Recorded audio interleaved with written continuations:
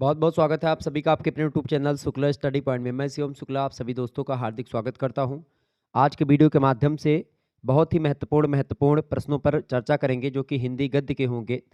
अगर आप third semester में हैं और आप सोच रहे हैं कि हिंदी गद्य के माइनर में क्या आएगा, मेजर में क्या आएगा, बहुत परेशान हैं, कल परीक्षा है सिद्धार्थ यूनिवर्सिटी की या राम मनोहर लोहिया में भी ऑब्जेक्टिव प्रश्न माइनर में आने वाले हैं, तो उसको लेकर के आप बहुत ज़्यादा टेंशन में थे। आप लगातार हमारे पास कमेंट किए, हमारे व्हाट्सएप नंबर पर आप लोगों ने लगातार एसएमएस किया, बहुत बार आप लोगों ने फ़ोन भी किया। तो इन सभी को देखते हुए मैंने सोचा कि आपको समझा दिया जाए, बता दिया जाए आज के वीडियो के माध्यम से, ताकि आपका सारा डाउट क्लियर हो जाए अन्य सब्जेक्ट को लेकर के। आप किसी भी सब्जेक्ट की बात कर ले, जो सब्जेक्ट सिलेबस मेजर का होता है वही सिलेबस आपका माइनर का होता है। लगभग 90% सब्जेक्ट जो होते हैं उसका सेम यही होता है कि जो मेजर का होता है सिलेबस वही माइनर का सिलेबस होता है। तो मेरे भाई, मैंने हिंदी गद्य का ऑब्जेक्टिव बहुत सारा पढ़ा रखा है और आप लोगों ने देखा भी होगा।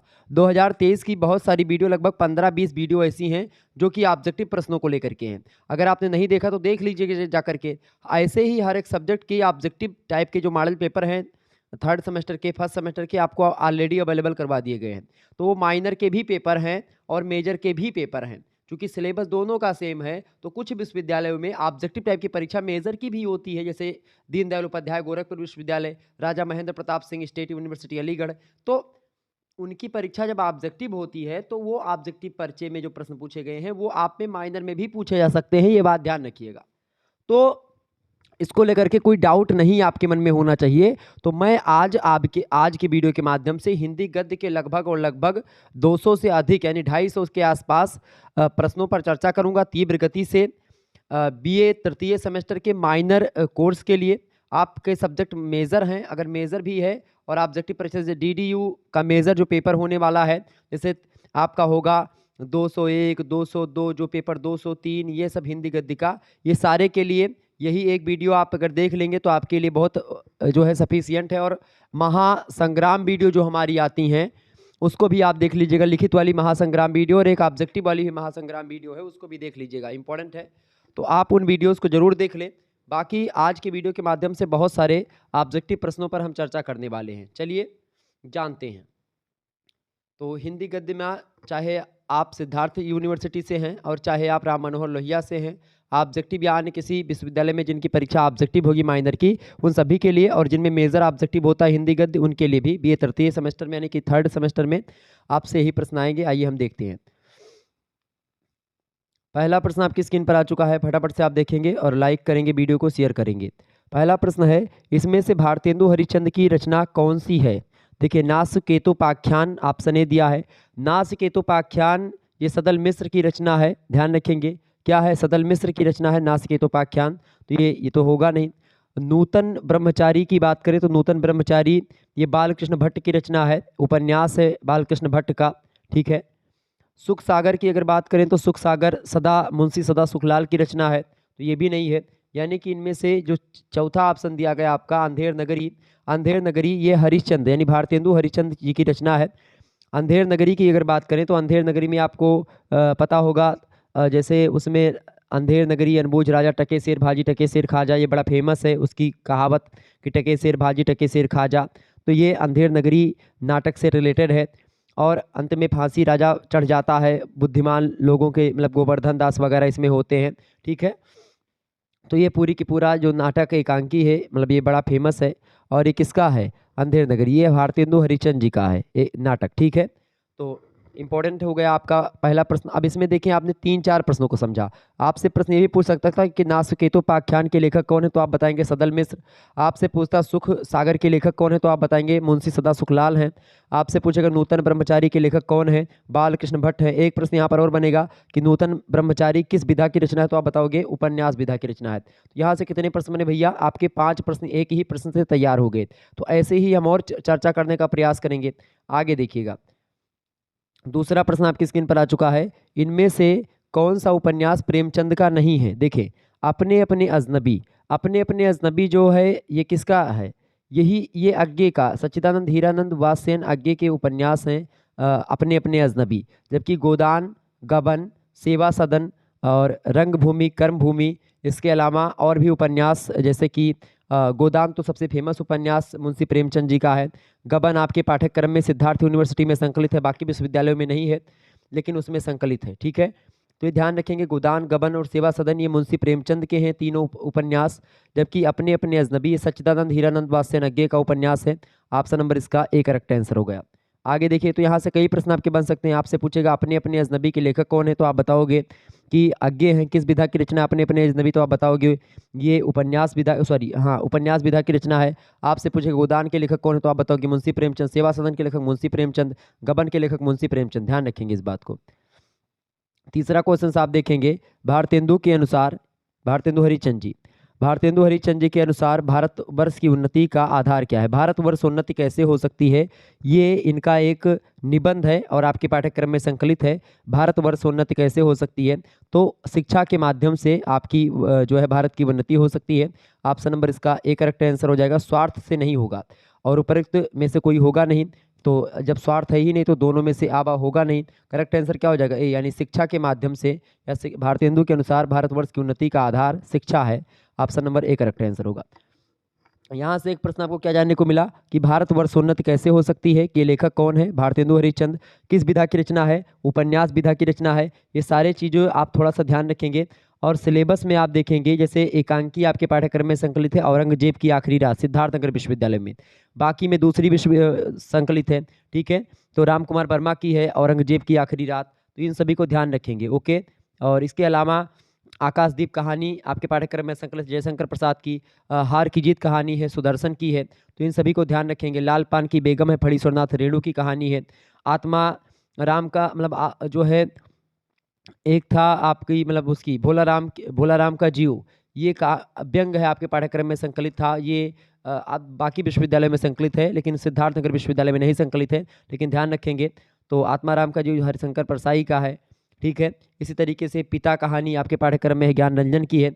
मजदूरी और प्रेम का आपका निबंध संकलित है आपके पाठ्यक्रम में, सरदार पूर्ण सिंह का है। तो ये सब ध्यान रखेंगे, परीक्षा की दृष्टि से इंपॉर्टेंट है। आपके सिलेबस से लगभग 10-12 प्रश्न आपके सिलेबस से ही पूछे जाएंगे, ये बात आप ध्यान रखेंगे, ओके क्लियर, ये बात ध्यान रखेंगे। तो यही सब प्रश्न आपकी परीक्षा में आएंगे। आपसे एक प्रश्न और बन सकता है, चंद छंद वर्णन की महिमा के लेखक कौन है, तो आप बताएंगे कवि गंग या कवि गंगा सम्राट। अकबर का के समय में लिखी गई ये रचना। भाषा युग वशिष्ठ के लेखक कौन है? राम प्रसाद निरंजनी जी। पद्म पुराण के लेखक कौन है? पद्म पुराण का भाषा अनुवाद किया था पंडित दौलत राम जी ने। और इसके अलावा जो है सुख सागर मुंशी सदा सुखलाल का रचना है ही। प्रेम सागर लल्लूलाल की है। नाच के तो पाख्यान सदल मिश्र की। ये सब प्रश्न गद्य के शुरुआती जो है दौरान के लिखे गए हैं, ठीक है। इसके अलावा रानी केतकी की कहानी इंसान अल्लाह खां ने लिखा 1800 ईस्वी में। 1800 ईस्वी में वैसे 3 ग्रंथ लिखे गए, एक प्रेम सागर, एक नाच के तो पाख्यान और एक रानी केतकी की कहानी। तो प्रेम सागर के लेखक लल्लूलाल 1800 ईस्वी में लिखा गया। सदल मिश्र का रचना नाच के तो पाख्यान 1800 में ही, और इंसान अल्लाह खां की कहानी रानी केतकी की कहानी 1800 ईस्वी में। तो ये गद्य की जो है प्राचीन मतलब प्रथम रचनाएं हैं जो कि गद्य की शुरुआती दौर में लिखी गई हैं। तो इससे प्रश्न आपकी परीक्षा में पूछे जाते रहे हैं, ध्यान रखेंगे इन चीज़ों को। तो ये सब मैं इसलिए आपको बता दिया हूँ क्योंकि आपके सिलेबस से बहुत सारे प्रश्न वैसे जैसे पूछे आते हैं कि भाई आपके सिलेबस में क्या संकलित है, तो ऐसे माइनर में ऐसे तमाम प्रकार के प्रश्न आपको देखने को मिलेंगे, ठीक है। चलिए आगे देखिएगा, चौथा प्रश्न आपकी स्क्रीन पर आ चुका है। रामचंद्र शुक्ल इनमें से क्या है? निबंधकार है, इतिहासकार है, या फिर दोनों हैं, या उपरोक्त में से कोई नहीं है? तो आचार्य रामचंद्र शुक्ल क्या हैं, बताएं आप सभी लोग। इतिहासकार, बिल्कुल, चूंकि हिंदी साहित्य का इतिहास लिखा इन्होंने, लेकिन वो इतिहासकार की दृष्टि से नहीं लिखा, आलोचना की दृष्टि से लिखा। तो इतिहासकार कहना उचित ना होगा क्योंकि ये आचार्य रामचंद्र शुक्ल इतिहासकार नहीं है, ये निबंधकार हैं और आलोचनाकार हैं। इतिहासकार कहना उतना उचित नहीं होगा क्योंकि इतिहासकार एक दूसरे प्रकार का इतिहास, हिंदी साहित्य का इतिहास लिखा जरूर है, तो वो ऐतिहासिक दृष्टि जरूर उनकी है, लेकिन इतिहासकार अगर बोलेंगे तो इतिहासकार नहीं है, एक आलोचनात्मक इतिहासकार बोल सकते हो। तो अगर आप यूनिवर्सिटी देखें, यहाँ पर ये दोनों भी हो सकता है, लेकिन 90% आपका ए ऑप्शन करेक्ट आंसर होगा, ये बात ध्यान रखेंगे, क्लियर। आगे देखिएगा, पांचवा प्रश्न आपकी स्क्रीन पर आ चुका है। भारतेंदु हरिश्चंद्र का जन्म कब हुआ था? बताएं सभी लोग, फटाफट से आप बताएंगे। भारतेंदु हरिश्चंद्र जी का जन्म कब हुआ था? भारतेंदु हरिश्चंद्र जी का जन्म हुआ था 1850 ईस्वी में। इसीलिए 1850 ईस्वी से ही आधुनिक काल की शुरुआत बहुत सारे विद्वान बताते हैं। आचार्य रामचंद्र शुक्ल गद्य काल की शुरुआत मतलब आधुनिक काल को क्या नाम देते हैं? आचार्य रामचंद्र शुक्ल आधुनिक काल को गद्य काल कहते हैं, चूंकि यहाँ पर गद्य का विकास हुआ। भारतेंदु हरिश्चंद्र जी के नाम पर ही भारतेंदु युग का नाम पड़ा, जो 1850 से लेकर के 1900 ईस्वी तक रहता है। ठीक है, 50 वर्षों का जो इतिहास है ये हिंदी साहित्य का, ये भारतेंदु जी के नाम समर्पित कर दिया गया। भारतेंदु जी बहुत ही विद्वान आदमी थे। इन्होंने काव्य भी लिखे और इन्होंने गद्य भी लिखे। गद्य में इन्होंने नाटकों का सृजन इन्हीं से शुरू होता है। इसके अलावा अगर मैं आपको बताऊं, निबंध भी इन्होंने लिखे, नाटक भी लिखे भारतेंदु जी ने। इसके अलावा कई पत्र पत्रिकाओं का संपादन किया भारतेंदु जी ने, और इन्होंने खड़ी बोली में गद्य का लेखन किया, और जिनके जो काव्य थे वो ब्रज भाषा में लिख रहे थे, ये बात भी ध्यान रखेंगे। और कुछ विद्वान 1857 की क्रांति से शुरू मानते हैं कि भाई आधुनिक युग की शुरुआत होती है। कुछ लोग 1843 में, हालांकि आचार्य रामचंद्र शुक्ल 1843 से मानते हैं कि आधुनिक काल की शुरुआत हो जाती है। तो भारतेंदु जी का जन्म हुआ था 1850 में, ये बात ध्यान रखेंगे। ऑप्शन नंबर इसका आ करेक्ट आंसर होगा। आगे देखिएगा, अगला क्वेश्चन से छठा नंबर प्रश्न है, गिरे हुए मकान की नींव पर ही दूसरा मकान खड़ा होता है, यह कथन किसका है? यह कथन की बात करें तो ये कथन 9 सितंबर को जन्म हुआ था भारतेंदु जी का, ये बात ध्यान रखेंगे। ठीक है, काशी में इनका जन्म हुआ था, वैश्य परिवार में, संभ्रांत वैश्य परिवार था, वहीं पर काशी में इनका जन्म हुआ था भारतेंदु हरिश्चंद्र जी का 1850 में 9 सितंबर की डेट को। ठीक है, प्रश्न है, गिरे हुए मकान की नींव पर ही दूसरा मकान खड़ा होता है, यह कथन किसका है? रोशन, रोशन की माँ, डॉक्टर या सुरेंद्र? ये आपको मैंने पढ़ाया भी है पूरा विस्तार से, तो इसको अगर आप लोगों ने नहीं देखा तो देख लीजिएगा। इसको मैंने पढ़ाया है और ये आपकी एकांकी आपके पाठ्यक्रम में संकलित है, लक्ष्मी का स्वागत। उपेंद्र नाथ अस्क जी के द्वारा लिखित है एकांकी लक्ष्मी का स्वागत, जिसमें रोशन जो होता है उसकी शादी होती है, उसका एक पुत्र होता है, वो बीमार होता है, और फिर क्या होता है, उसकी जो है रोशन की मतलब उसकी जो पत्नी है वो ख़त्म हो जाती है, मर जाती है। फिर उसके बाद में वो कहती है, आप देखते हैं कि उसकी माता कहती है, उसकी मतलब कि रोशन की माता कहती है कि आप जो है दूसरी शादी कर लो, तो वो शादी नहीं करता है, और इसीलिए मतलब कि वो लोग दहेज ज़्यादा पाते हैं, इसलिए शादी करने के लिए तत्पर रहते हैं, लेकिन ये शादी के लिए राजी नहीं होता। तो इसीलिए इसी पर कथन कहती हैं कि गिरे हुए मकान की नींव पर ही दूसरा मकान खड़ा होता है, ये रोशन की माँ कहती है उसको शादी के लिए मनाने के लिए। ऑप्शन नंबर इसका बा करेक्ट आंसर होगा।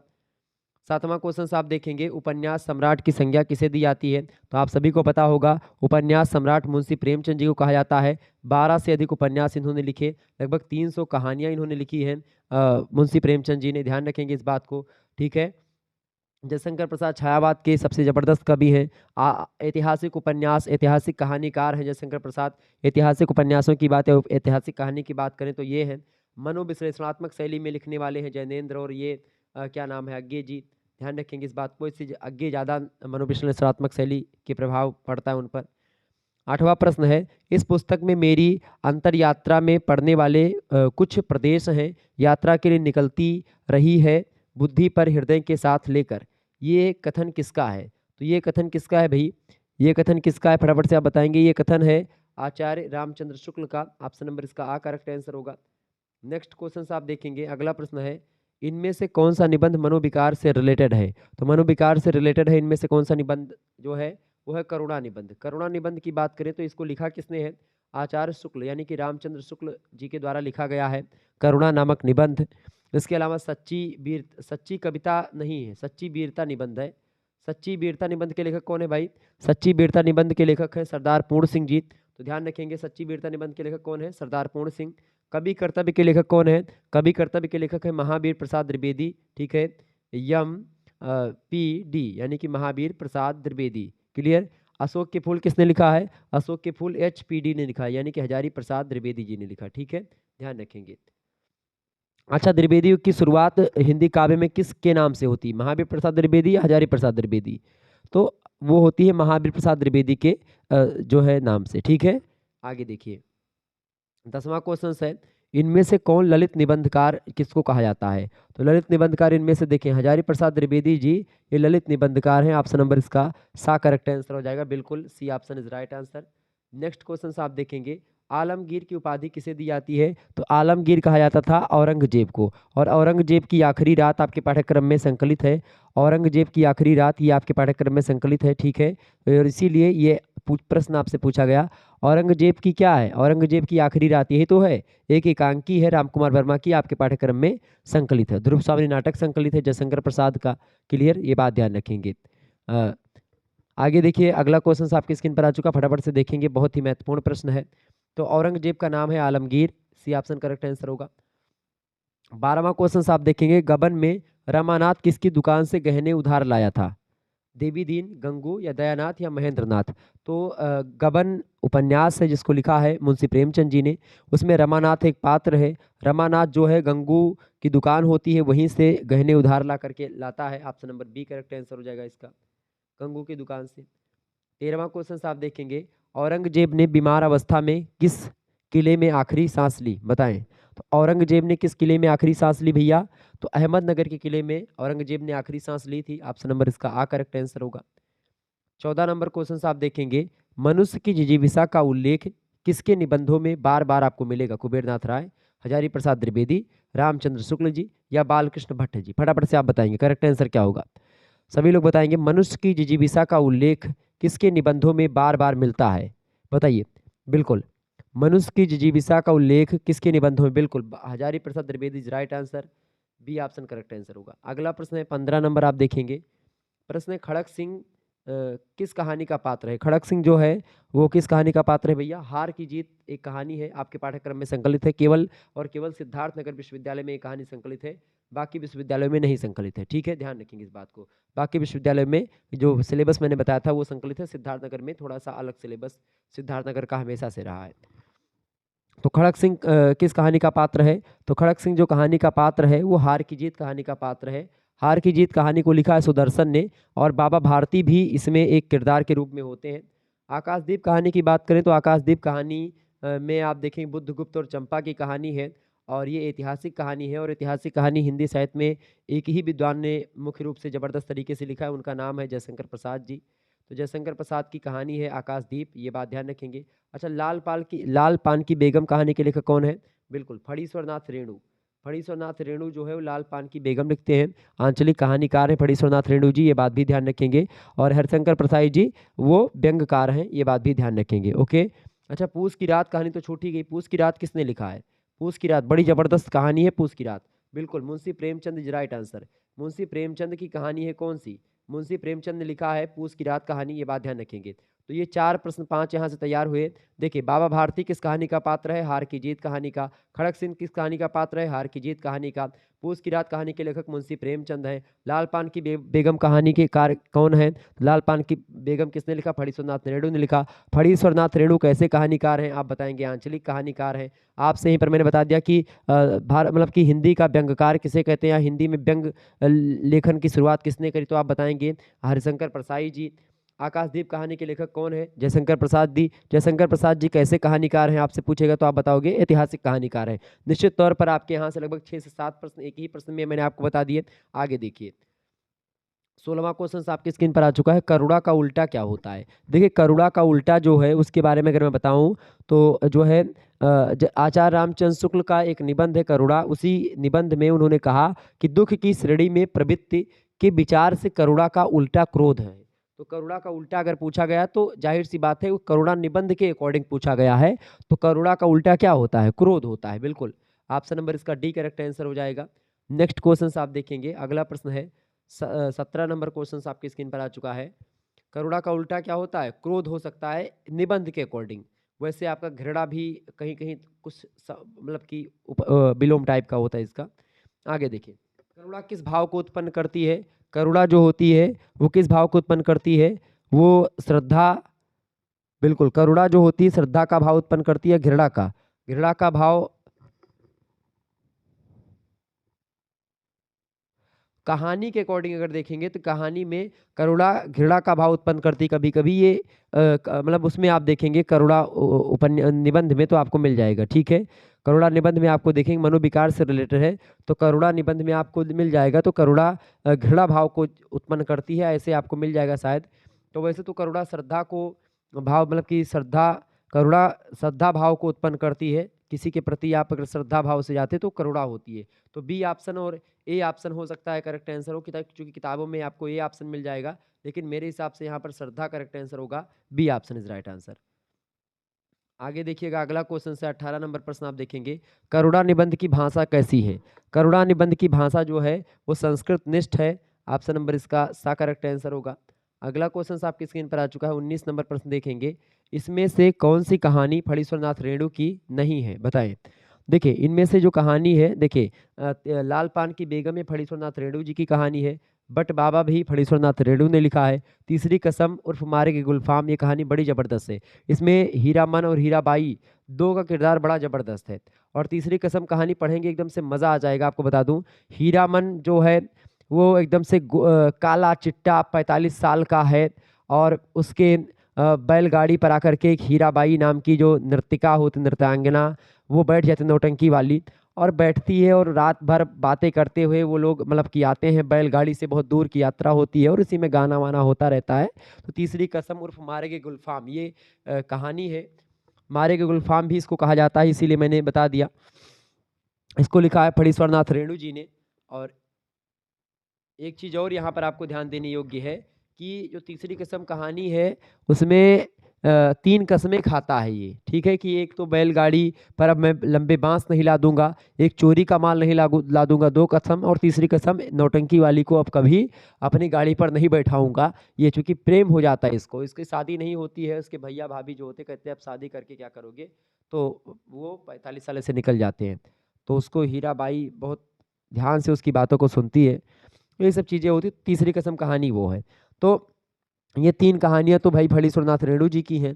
जबकि मधुआ कहानी की अगर बात करें तो मधुआ कहानी है जयशंकर प्रसाद जी की, ठीक है। तो इस तरीके से यही कहानी जो है मधुआ कहानी जयशंकर प्रसाद की है, और फणीश्वरनाथ रेणु की कहानी ये नहीं है। बाकी तीनों कहानियाँ फणीश्वरनाथ रेणु की है। तो यहाँ पर आपके 3-4 प्रश्न ऐसे तैयार हो गए। आगे देखिएगा 20वां प्रश्न है, आकाशदीप कहानी के लेखक कौन है, बताएं। आकाशदीप कहानी के लेखक कौन है? देखिए आकाशदीप कहानी के लेखक कौन है? तो आकाशदीप कहानी के लेखक कौन है, फटाफट से आप बताएंगे। बिल्कुल जयशंकर प्रसाद हैं आकाशदीप कहानी के लेखक। और चंपा बुद्धगुप्त की कहानी है। आकाशदीप कहानी का नायक कौन है? बुद्धगुप्त है। ऑप्शन नंबर इसका करेक्ट आंसर हो जाएगा। ऐतिहासिक कहानी है ये। अगला प्रश्न 22 नंबर, जयशंकर प्रसाद की भाषा कैसी है? जयशंकर प्रसाद की भाषा संस्कृत निष्ठ तत्सम प्रधान भाषा है। ऑप्शन नंबर इसका सा करेक्ट आंसर होगा। अगला प्रश्न है 23 नंबर, आकाशदीप कहानी का वातावरण कैसा है? ऐतिहासिक है, सामाजिक है, मनोवैज्ञानिक है या आधुनिक है? तो आकाशदीप कहानी का जो वातावरण है उसका वो कैसा है भैया? वातावरण उसका कैसा है? ऐतिहासिक है। बिल्कुल ठीक है, ऑप्शन नंबर इसका करेक्ट आंसर होगा। आगे देखिएगा, अगला क्वेश्चन आपकी स्क्रीन पर आ चुका है। 24 नंबर प्रश्न है, इसमें मतलब इनमें से सुदर्शन की कहानी कौन सी है? फटाफट से आप बताएंगे। इनमें से सुदर्शन की कहानी कौन सी है? फटाफट से आप बताएंगे। सुदर्शन की कहानी कौन सी इनमें से? देखिए कफन कहानी तो मुंशी प्रेमचंद की है। आंधी कहानी अगर बात करें, आंधी कहानी किसकी है? आंधी कहानी के लेखक बताओ फटाफट से। आंधी कहानी के लेखक है कमलेश्वर जी, ठीक है। कौन है? कमलेश्वर, बड़े अच्छे कहानीकार हैं कमलेश्वर, ठीक है। पाजेब कहानी आप सभी को पता होगा, आपके पाठ्यक्रम में संकलित है। जैनेन्द्र कुमार ने लिखा है पाजेब कहानी, ठीक है। किसने लिखा? जैनेन्द्र ने। हार की जीत कहानी ही किसकी? सुदर्शन की है, ये बात ध्यान रखिए। तो आपके सिलेबस से ही प्रश्न आ गया। आगे देखिए, तो ये सब प्रश्न आप बहुत ध्यान से रखिएगा, क्योंकि पिछले वर्ष ये सब प्रश्न परीक्षा में आपके पूछे गए थे माइनर पेपर में। ध्यान रखेंगे इस बात को। अब की बार ये सब प्रश्न पूछे जा सकते हैं। ये जरूरी नहीं कि अभी मैं 100 प्रश्नों पर ही चर्चा करूंगा, बाकी मैंने बहुत सारे प्रश्नों को और अलग से रखा हुआ है, अभी उन पर भी मैं चर्चा करूंगा, ठीक है। ध्यान रखेंगे 100 प्रश्न हो जाए उसके बाद में बहुत सारे प्रश्न और मेरे पास हैं जिन पर मैं चर्चा करूंगा, ठीक है। आगे देखिएगा 25 नंबर क्वेश्चन है, बाबा भारती को क्या देख करके आनंद होता था? बताएं सभी लोग, फटाफट से आप बताने का प्रयास करेंगे। तो बाबा भारती को जब वो अपना घोड़ा देखते थे तो बड़ा खुशी होते थे। बाबा भारती घोड़ा बड़ा लंबा चौड़ा था। ऑप्शन नंबर इसका द करेक्ट आंसर होगा। अगला प्रश्न 26 नंबर, हार की जीत कहानी में किसे सुल्तान की चाह थी? सुल्तान घोड़े का नाम था, और खड़क सिंह जो डाकू था वो सुल्तान यानी घोड़े को चाहता था, और ये घोड़ा किसका था? बाबा का था, भारती, बाबा भारती। ऑप्शन नंबर इसका करेक्ट आंसर हो जाएगा। हार की जीत कहानी में किसे सुल्तान की चाह थी, यानी घोड़े की चाह किसको थी? खड़क सिंह को थी। खड़क सिंह कौन था? अच्छा, खड़क सिंह ने किस रूप में बाबा भारती से सहायता मांगी थी? तो खड़क सिंह जो था वो अपाहिज के रूप में जाकर के और मांगता है। ऑप्शन नंबर इसका सा करेक्ट आंसर होगा, खड़क सिंह। अगला क्वेश्चन है, खड़क सिंह ने अपने आप को किसका भाई कहा था? खड़क सिंह ने अपने आप को दुर्गादत्त वैद्य का भाई बताया था। ऑप्शन नंबर इसका सा करेक्ट आंसर होगा।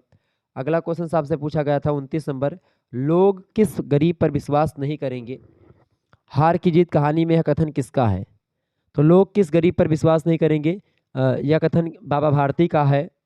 हार की जीत कहानी में सुदर्शन की कहानी है। ऑप्शन नंबर करेक्ट आंसर हो जाएगा। खड़क सिंह कौन था? पुलिस, डाकू, ग्रामीण, सज्जन? तो डाकू था खड़क सिंह। ऑप्शन नंबर सा करेक्ट आंसर होगा। अगला प्रश्न है लाल पान की बेगम किस प्रदेश की कहानी है? लाल पान की बेगम जो है ये ग्रामीण अंचल की कहानी है। ऑप्शन नंबर इसका आ करेक्ट आंसर होगा। अगला क्वेश्चन है लाल पान की बेगम कहानी में चंपिया बिरजू की कौन लगती है? तो चंपिया बिरजू की कौन लगती है? चंपिया बिरजू की बहन लगती है लाल पान की बेगम कहानी में। ऑप्शन नंबर इसका द करेक्ट आंसर हो जाएगा। फणीश्वरनाथ रेणु जी लाल पान की बेगम के लेखक हैं। 33 नंबर प्रश्न लाल पान की बेगम गद्य की कौन सी विधा है? तो लाल पान की बेगम जो है ये कहानी विधा की रचना है। ऑप्शन नंबर बा करेक्ट आंसर होगा। तो ऐसे प्रश्न आपकी परीक्षा में खूब आने वाले हैं। अगला प्रश्न इनमें से कौन गद्य की लोकप्रिय विधा नहीं है? नाटक, निबंध, उपन्यास या गीति काव्य। देखिए नाटक, निबंध और उपन्यास ये तीनों गद्य की लोकप्रिय विधाएं हैं। इनको लोग खूब दबा करके पढ़ते हैं। आगे बढ़ते हैं। तो 33 नंबर प्रश्न आपका क्या था कि लाल पान की बेगम गद्य की कौन सी विधा है? तो लाल पान की बेगम जो है वो गद्य की कौन सी विधा है? फटाफट से आप बताएंगे। ये तो प्रश्न हो गया था आपका। लाल पान की बेगम जो है किसने लिखा है? फटाफट से पहले ये बताओ लाल पान की बेगम के लेखक कौन है? लाल पान की बेगम के लेखक कौन है भाई? फटाफट से आप बताएंगे। लाल पान की बेगम जो है उसके लेखक कौन है? फटाफट से आप बताएं। करेक्ट आंसर इसका क्या हो जाएगा भाई? लाल पान की बेगम के लेखक कौन है और ये किस विधा की रचना है? तो ये कहानी विधा की रचना है लाल पान की बेगम। ठीक है, और इसको लिखा किसने है? फणीश्वरनाथ रेणु जी ने लिखा है। क्लियर? तो ये कहानी विधा की रचना। ऑप्शन नंबर इसका बा करेक्ट आंसर हो जाएगा। 34 नंबर क्वेश्चन है इनमें से कौन गद्य की लोकप्रिय विधा नहीं है? तो गद्य की लोकप्रिय विधा इनमें से देखें गीत नाट्य नहीं है, नाटक, निबंध और उपन्यास हैं। नेक्स्ट क्वेश्चन गबन में जालपा किस आभूषण की जिद करती है? तो गबन उपन्यास की एक प्रकार से ये पात्र है जालपा। तो जालपा किस आभूषण की जिद करती है? जालपा चंद्रहार नाम के आभूषण की जिद करती है। Option number A correct answer होगा इसका। अगला प्रश्न 36 नंबर इनमें से कौन सा निबंध हजारी प्रसाद द्विवेदी का नहीं है? देखिए लोभ और प्रीति निबंध की अगर बात करें तो लोभ और प्रीति आचार्य रामचंद्र शुक्ल का है। यही निबंध हजारी प्रसाद का द्विवेदी का नहीं है। बाकी देवदारू निबंध, नाखून क्यों बढ़ते हैं और अशोक के फूल ये तीनों निबंध के लेखक कौन है? हजारी प्रसाद द्विवेदी जी हैं। ठीक है, आगे देखेंगे। 37 नंबर प्रश्न है औरंगजेब की आखिरी रात के लेखक कौन है? औरंगजेब की आखिरी रात जो है इसके लेखक एकांकी है। औरंगजेब की आखिरी रात तो इसके लेखक हैं राम कुमार वर्मा जी। तो आपसे पूछेगा औरंगजेब की आखिरी रात किस विधा की रचना है? तो आप बताओगे एकांकी विधा की रचना है। एकांकी क्या होता है? एक अंक वाले नाटक को एकांकी कहते हैं। ये बात भी ध्यान रखेंगे। किसकी है? राम कुमार वर्मा जी की है। आगे क्वेश्चन देखेंगे। 38 नंबर प्रश्न है लेकिन देवदारू है शानदार वृक्ष यह कथन किसका है? तो लेकिन देवदारू है शानदार वृक्ष ये देवदारू निबंध का ही वाक्य है। हजारी प्रसाद द्विवेदी ने कहा है। ऑप्शन नंबर इसका बा करेक्ट आंसर होगा। 39 नंबर क्वेश्चन आप देखेंगे। 39 नंबर प्रश्न आपकी स्क्रीन पर आ चुका है। हजारी प्रसाद द्विवेदी द्वारा लिखित निबंध है। हजारी प्रसाद द्विवेदी अशोक के फूल निबंध उनका है, कुटज निबंध उनका है, देवदारू निबंध भी उन्हीं का है। यानी ये सारे के सारे निबंध हजारी प्रसाद द्विवेदी के द्वारा लिखे गए उपयुक्त सभी निबंध। 40 नंबर क्वेश्चन देखेंगे। दुख की श्रेणी में प्रवृत्ति के विचार से करुणा का उल्टा क्रोध है यह कथन किस लेखक का है? तो मैंने आपको बताया था कि यह कथन जो है आचार्य रामचंद्र शुक्ल का है। ऑप्शन नंबर इसका आ करेक्ट आंसर होगा। अगला प्रश्न 41 नंबर फणीश्वरनाथ रेणु किस कोटि के रचनाकार माने जाते हैं? मनोवैज्ञानिक नहीं, अज्ञे मनोवैज्ञानिक हैं। आंचलिक जो हैं वो फणीश्वरनाथ रेणु जी आंचलिक हैं। ऐतिहासिक जयशंकर प्रसाद हैं। ठीक है, तो ध्यान रखेंगे करेक्ट आंसर क्या हो जाएगा? फणीश्वरनाथ रेणु आंचलिक कहानीकार हैं, आंचलिक कोटि के रचनाकार हैं। ऑप्शन नंबर बा करेक्ट आंसर होगा। 42 नंबर क्वेश्चन आपकी स्क्रीन पर आ चुका है। इनमें से कौन सा कहानी संग्रह जयशंकर प्रसाद का नहीं है? इनमें से कौन सा कहानी संग्रह जयशंकर प्रसाद का नहीं है? आंधी, इंद्रजाल, मानसरोवर, आकाशदीप। फटाफट से आप बताएंगे। 42 नंबर का करेक्ट आंसर क्या हो जाएगा? कौन सा कहानी संग्रह जयशंकर प्रसाद का नहीं है? तो मानसरोवर कहानी संग्रह ये जयशंकर प्रसाद का नहीं है। अच्छा, मानसरोवर कहानी संग्रह किसका है फिर? मानसरोवर कहानी संग्रह जो है वो मुंशी प्रेमचंद का है। ये बात ध्यान रखेंगे। आंधी कहानी संग्रह या आंधी कहानी किसका है? ये जयशंकर प्रसाद का कहानी संग्रह है। इंद्रजाल कहानी संग्रह जयशंकर प्रसाद का है। आकाशदीप कहानी संग्रह जयशंकर प्रसाद का। ये सब आंधी, इंद्रजाल, आकाशदीप ये कहानियाँ भी हैं और कहानी संग्रह भी हैं। ये बात ध्यान रखेंगे। कहानी संग्रह वह होता है जिसमें कई सारी कहानियाँ इकट्ठे एक पुस्तक में छाप दी जाती हैं तो उस पुस्तक का नाम दे दिया जाता है जो उसकी फेमस कहानी होती है। जैसे आंधी कहानी में, आंधी कहानी संग्रह में आंधी कहानी सबसे फेमस कहानी है। इंद्रजाल कहानी संग्रह में इंद्रजाल कहानी सबसे फेमस कहानी है। आकाशदीप कहानी में आकाश कहानी संग्रह में आकाशदीप कहानी सबसे फेमस है। ध्यान रखेंगे। तो मानसरोवर किसकी कहानी संग्रह है? मुंशी प्रेमचंद की। तो यहाँ से कई प्रश्न आपके तैयार हो गए। 43 नंबर प्रश्न है, हार की जीत कहानी के लेखक सुदर्शन जी हैं। ऑप्शन नंबर इसका बा करेक्ट आंसर होगा। किस विधा की रचना हार की जीत, तो कहानी विधा की रचना है। पात्र इसके कौन है, बाबा भारती और खड़क सिंह, ध्यान रखेंगे इस बात को। 44 नंबर प्रश्न है, सीमा रेखा किस विधा की रचना है, फटाफट से आप बताएंगे। सीमा रेखा किस विधा की रचना है भैया, तो सीमा रेखा जो है ये एकांकी विधा की रचना है, ध्यान रखेंगे इस बात को। सीमा रेखा को लिखा किसने है, विष्णु प्रभाकर की रचना है, ठीक है, और विष्णु प्रभाकर की एकांकी है। ऑप्शन नंबर इसका दा करेक्ट आंसर होगा। 45 नंबर प्रश्न है, अभिनेता किस विधा का अनिवार्य तत्व है। अभिनेता मतलब क्या होता है, अभिनेता, अभिनेता मतलब अभिनय करने की जो कला होती है उसी को अभिनेता बोलते हैं। जाहिर सी बात है नाटक का एक तत्व होता है अभिनेता, ठीक है। ऑप्शन नंबर इसका आ करेक्ट आंसर होगा। 46 नंबर क्वेश्चन से, जालपा की राखी का क्या नाम था। जालपा की राखी का, सॉरी राखी नहीं सखी कर ले यहाँ पर, जालपा की सखी का क्या नाम था, तो जो है जालपा की सखी का नाम था शहजादी, या इसी को स्तन यहाँ पर लिखा हुआ है जो, इसी को शहजादी कर ले तो करेक्ट आंसर हो जाएगा ऑप्शन नंबर बा। अगला क्वेश्चन है 47 नंबर, रमानाथ कलकत्ते में किसके यहाँ रहता था। रमानाथ कलकत्ते में, रमानाथ जालपा ये सब गबन उपन्यास जो कि मुंशी प्रेमचंद का है उसी की पात्र पात्राएं हैं। तो रमानाथ कलकत्ते में देवी दीन के यहाँ रहता था। रमानाथ जालपा का पति है, ये बात भी ध्यान रखेंगे, ठीक है। तो रमानाथ कलकत्ते में किसके पास रहता था, रमानाथ देवी दीन के पास रहता था। ऑप्शन नंबर इसका आ करेक्ट आंसर। आगे देखिए 48 नंबर क्वेश्चन है, इनमें से किस मतलब इनमें से किस उपन्यास में आभूषण प्रेम का चित्रण है। तो इनमें से किस उपन्यास में आभूषण प्रेम का चित्रण है भैया, 48 का करेक्ट आंसर क्या हो जाएगा। देखिए गबन में आभूषण प्रेम का चित्रण है, ऑप्शन नंबर इसका दा करेक्ट आंसर होगा। अगला प्रश्न 49 नंबर, अंधेर नगरी में कितने अंक हैं। तो अंधेर नगरी में कितने अंक है भैया, 6 अंक की नाटक है अंधेर नगरी, भारतेंदु हरिश्चंद्र का नाटक है। अगला प्रश्न 50 नंबर, गोवर्धन दास किस रचना का पात्र है। गोवर्धन दास जो है अंधेर नगरी रचना का पात्र है। अच्छा, सीमा रेखा के लेखक कौन है, विष्णु प्रभाकर है। औरंगजेब की आखिरी रात एकांकी के लेखक कौन है, तो औरंगजेब की एक आखिरी रात राम कुमार वर्मा ने लिखा है। गबन जो है उपन्यास के लेखक कौन है, मुंशी प्रेमचंद है, ठीक है। चले, उपन्यास सम्राट मुंशी प्रेमचंद।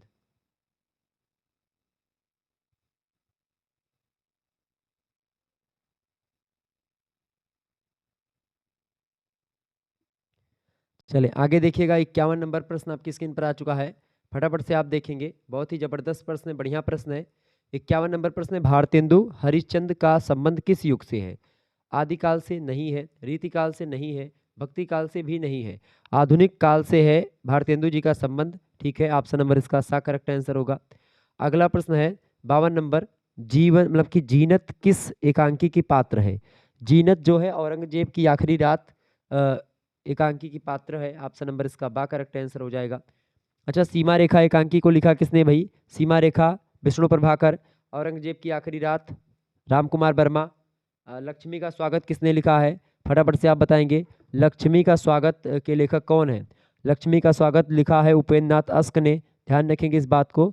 और जो आपकी एक घूंट कहानी है मतलब एकांकी है, ये हिंदी की पहली एकांकी मानी जाती है। 1929 में इसका प्रकाशन हुआ। जयशंकर प्रसाद की ये पहली एकांकी ही नहीं बल्कि पूरे एक प्रकार से हिंदी साहित्य की पहली एकांकी सर्वमान्य मानी जाती है, एक घूंट। ऑप्शन नंबर इसका दा करेक्ट है, सॉरी।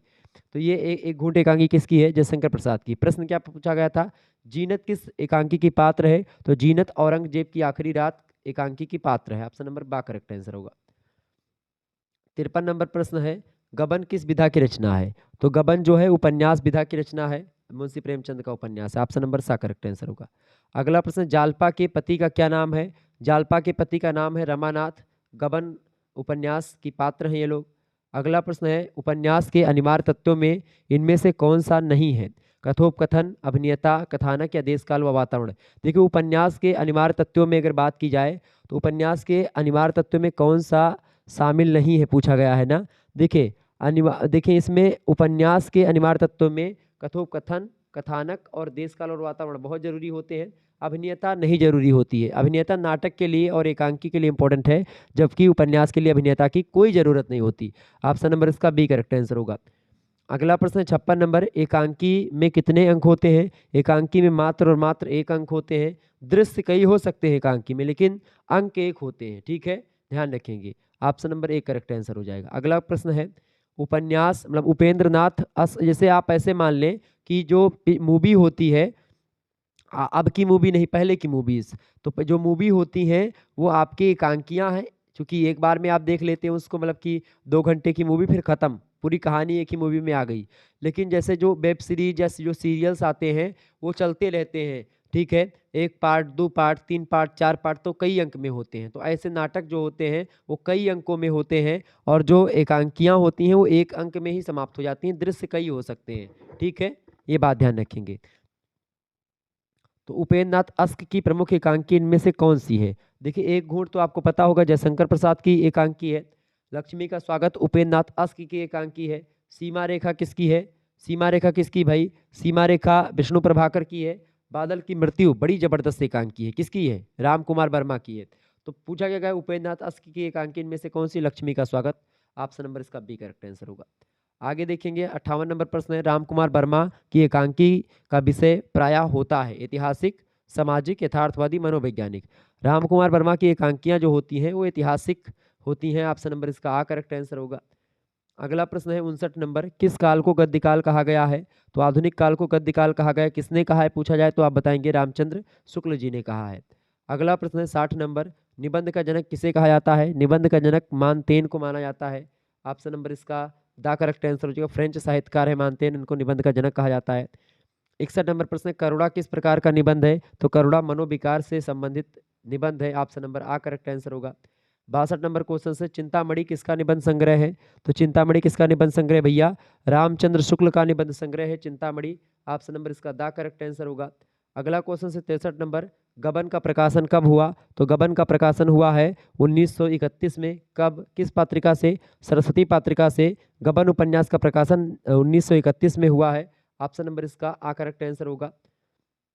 64 नंबर क्वेश्चन से, इनमें से कौन गबन की स्त्री पात्र नहीं है? देखिए, गबन की स्त्री पात्र में जोहरा और जालपा और अस्तन, यानी कि जो क्या बोलते हैं उसको, शहजादी, वो सब एक प्रकार से इसके पात्र हैं, जबकि स्त्री पात्र में सुखदा नहीं शामिल है। Option number B correct answer. Sukhda इनके अन्य उपन्यास की पात्र है। अगला प्रश्न है, मैं उपन्यास को मानव चरित्र का जिस चित्र मात्र मतलब का चित्र मात्र समझता हूँ, यह कथन किसका है? तो मैं उपन्यास को मानव चरित्र का चित्र मात्र समझता हूँ, यह कथन है मुंशी प्रेमचंद का। ऑप्शन नंबर इसका सा करेक्ट आंसर होगा। अगला क्वेश्चन से 66 नंबर प्रश्न है, रमानाथ पैसों का गबन करके कहाँ भाग जाता है? तो रमानाथ पैसों का गबन करके कोलकाता भाग जाता है, रतिनाथ के पास। ऑप्शन नंबर इसका दा करेक्ट आंसर हो जाएगा। नेक्स्ट क्वेश्चन आपकी स्क्रीन पर आ चुका है, फटाफट से आप देखेंगे, बहुत ही जबरदस्त प्रश्न है। 67 नंबर, प्रेमचंद का मूल नाम क्या था? प्रेमचंद का मूल नाम क्या था भाई? सभी लोगों को पता होगा प्रेमचंद का मूल नाम क्या था, बताएंगे धनपत राय। बिल्कुल करेक्ट आंसर है ऑप्शन नंबर बा। नेक्स्ट क्वेश्चन आपसे पूछा जाएगा, इनमें से कौन सा नाटक व्यंग प्रधान है? इनमें से कौन सा नाटक व्यंग प्रधान है भाई? आधे अधूरे किसके लेखक हैं?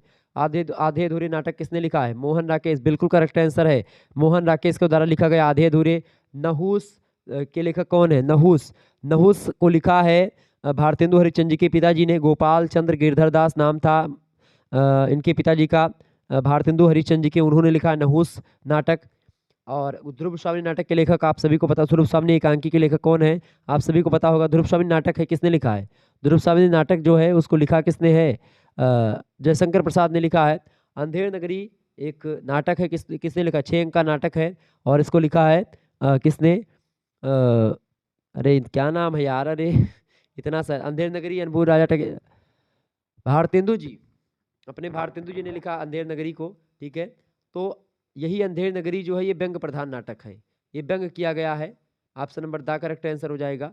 अगला क्वेश्चन है, इस समय ऐसी शुभ घड़ी में जो मरेगा वो सीधा स्वर्ग जाएगा। ये लास्ट में आप देखते हैं बकरी जब मरती है, बकरी के मरने के चक्कर में पूरा न्याय लगता है, फिर उसका क्रेडिट उस पर जाता है, फिर उसके इस तरीके से अंत में गोवर्धन दास या किसी को पकड़ लाया जाता है फांसी लगाने के लिए। फिर क्या होता है कि फांसी का पट्टा जो होता है बड़ा पड़ जाता है उसको, मतलब छोटा पड़ जाता है, ऐसे तमाम प्रकार चीज़ें होती हैं। फिर एक विद्वान आते हैं तो वो कहते हैं कि भाई जो इस समय इस तिथि में फांसी मरे, मतलब इस समय जो मरेगा शुभ घड़ी में वो सीधा स्वर्ग जाएगा। राजा ने कहा कि पहले मैं स्वर्ग जाऊंगा, तो राजा खुद ही फांसी पर झूल जाते हैं। तो ये सत्ता पर व्यंग है एक प्रकार से। ये लिखा किसने है? प्रश्न क्या पूछा गया आपसे?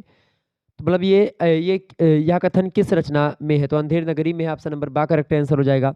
तो आप सभी को पता ही होगा, इसमें इसके लेखक आकाशदीप, जयशंकर प्रसाद, सीमा रेखा विष्णु प्रभाकर और गबन मुंशी प्रेमचंद।